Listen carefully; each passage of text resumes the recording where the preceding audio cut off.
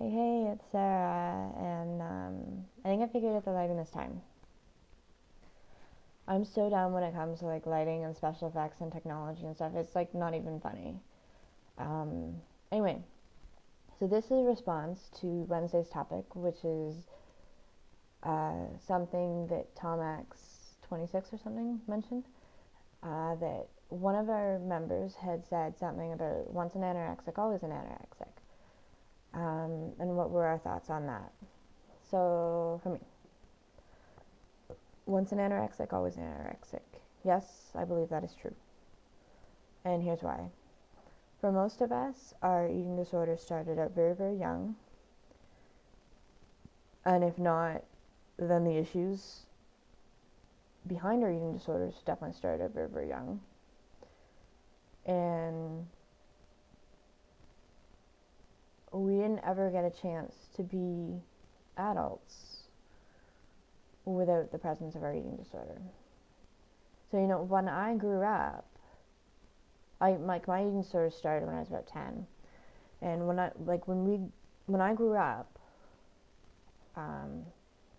as a teenager and into adulthood, every thought, every behavior, every value, every belief I had was strongly and arguably principally or primarily influenced by my eating disorder. So, where once I identified as an active anorexic, and I don't any longer, I'm now a recovering anorexic. It's still a part of my life. I'm so much more than a recovering anorexic right now. I am also an athlete. I'm someone who appreciates my body. I like to think of myself as a role model. I want to go into healthcare. I'm a student. I'm a supportive sister. I'm a friend. But I couldn't ever be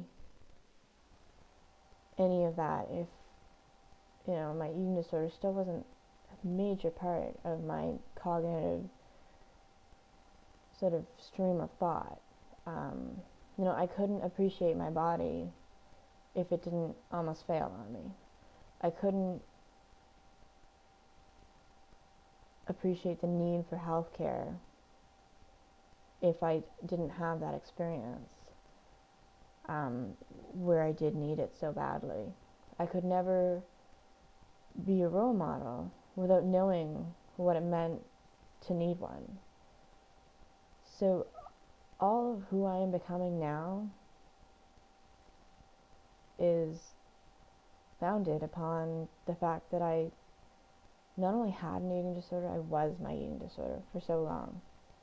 And for better for worse, that's the way it is for me. And for better for worse, that's the way it is for a lot of people. Because people become so enmeshed in this disorder, in this disease, that they lose themselves. And everything that they do form that is themselves and their own special, unique person is so strongly influenced by the disorder. Will I be an actively symptomatic anorexic for the rest of my life? No, I'm not an actively symptomatic anorexic now. Will I have those thoughts? Yeah, they don't go away from me. I get better at mastering them. I get better at challenging them. But they're always going to be there. Um, you know, do I think that I will ever love my body? Not for the reasons that most people think they love their bodies. I love my body because it's been to hell and back, and it hasn't given up. I love my body because it's a really good home for a kind of awesome person who's definitely on her way to being more awesome. And I can really respect my body for that. But am I going to go be an underwear model? No. We have to come to terms with that. And the faster we come to terms with that, the faster we all get to move on. I will not be an underwear model. I will not be a runway model. I will not wake up thinking I am the sexiest thing to grace the planet. It's just not going to happen. But I will love my body for a lot of things. But those eating disorder thoughts of you're fat, you're ugly, you're not worth it, they've just played for so long that to disregard them would be like leaving a part of me behind. And that's sad to say, and that's one of the really sad things about this disorder is it's not like a physical, pathological something we can remove. It is a part of our lives, and we can't just sort of dispose of it or just forget it or negate it or whatever you want to say. There's a lot of loaded terminology there, and it's connotations to it that make me kind of seem like I wanted my eating disorder, but I didn't, don't worry. But having been through that, I'm on an end now where I don't think I would trade it. I don't think I would trade my past. And I wouldn't do it over again, I don't think, if I got the chance, but it's a part of me, and I'm at peace with that. Do I think people can get better? Yes, I do. I don't think most people can get better fully. I think most people can get better symptomatically, but I don't think most people can get better totally 100% recovered. Those who can, I think have a tendency. I actually asked my treatment team this too, because I was kind of wondering it myself, and they agreed with me. Are people with very short-lived eating disorders. That's for the sake of a diagnosis and insurance and disability payments and such like that. There is a set of criteria that need to be met for a diagnosis of a clinical eating disorder. So one that, is to the point where it's disabling on your life. There's a whole bunch of gradients in between healthy and eating disordered.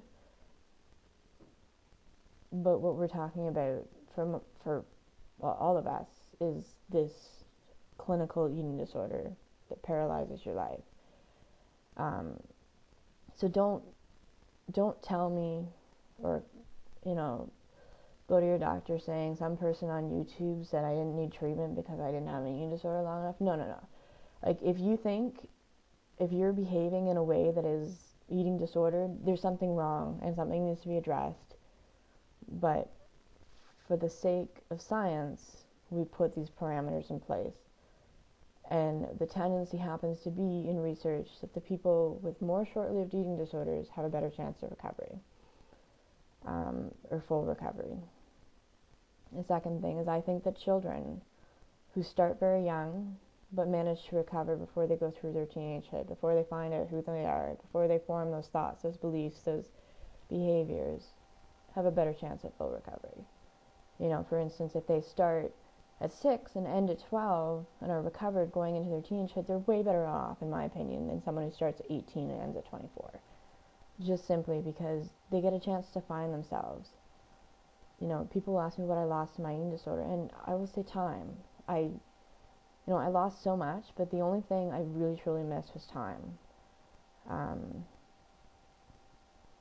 Speaking of time, this is probably going overboard. So, that's my take on it. But who really cares? As long as you're happy and whole and healthy and working towards recovery, then that's all that matters. It's just another label. Take care, guys.